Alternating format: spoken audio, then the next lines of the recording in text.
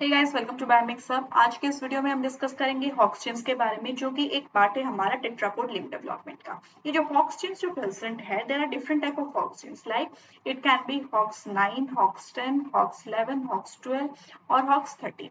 ये जो different type of Hox genes जो प्रेजेंट है, it is required for differentiating the limbs into stylopod, zeugopod and autopod. ये जो स्टाइलोपोड, ज़िगोपोड और ऑटोपोड जो प्रेजेंट है, in case of fore limb का मतलब क्या है? It is hand.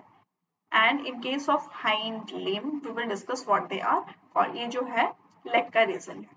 ये जो stylopod in case of fore limb, इसे क्या बोलते हैं? इससे हम बोलेंगे ह्यूमरस। It is humerus. और in case of hind limb it is femur. ये जो ज़िगोपोड जो प्रेजेंट है, in case of fore limb it is ulna or ulna and radius, and in case of hind limbs it is tubula plus fibula। और in case of otopod ये जो present है, in case of fourth limb it is wrist and finger, and in case of hind limb it is ankle plus toes। Okay, ये जो stylopod जो present है, इसके लिए जो हॉक्स जीन रिस्पॉन्सिबल है, it is Hox 9 and Hox 10। Zeugopod जो present है, इसके लिए रिस्पॉन्सिबल है हॉक्स 11, और ऑटोपोड जो प्रेजेंट है, इसके लिए रिस्पॉन्सिबल है Hox 12 and Hox 13। So these are different type of hawks genes which are responsible for patterning the limbs।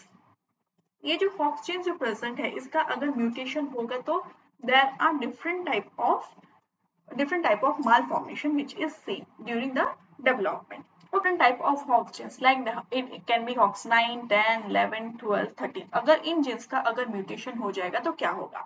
ये डिफरेंट हॉक्स जीन्स प्रेजेंट थे, जो कि डिफरेंट फंक्शन कर रहे थे। जो हॉक्स जीन काम नहीं करेगा, जिसका म्यूटेशन हो जाएगा, then that region will not form और there will be some of the problem हम which will be caused in that area।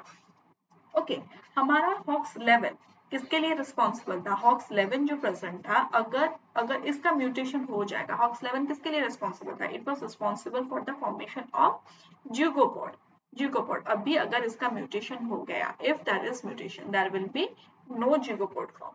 हमारा हॉक्स 13 किसके लिए रिस्पॉन्सिबल था? हॉक्स 12 और हॉक्स 13 रिस्पॉन्सिबल था हमारा ऑटोपोड फॉर्मेशन करने के लिए। अगर इन हॉक्स जीन का म्यूटेशन हो जाएगा, then there will be no autopod. Okay, अगर हमारा ये हॉक्स 11 जो प्रेजेंट है, इसका अगर इफ देयर आर ये हॉक्स 11 का भी डिफरेंट फॉर्म्स रहेगा। अगर इसका डबल म्यूटेशन हो जाएगा किसका? हॉक्स 11 का, then there will be no ulna and no radius. Okay, अगर हमारा हॉक्स 13 जो प्रेजेंट है, इसका अगर म्यूटेशन हो रहा है, then there will be no ऑटोपोड।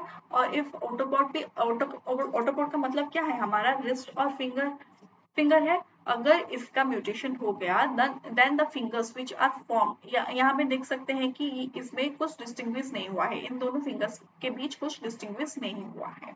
So this type of syndromes will be caused when there will be mutation in the Hox 13। हमारा हॉक्स 13 जो प्रेजेंट है, इसका हॉक्स A13 है, डिफरेंट हॉक्स A13 है और हॉक्स D13 है। ठीक है, अगर हॉक्स A13 का म्यूटेशन हो गया, then there will cause a syndrome that is hand foot genital syndrome।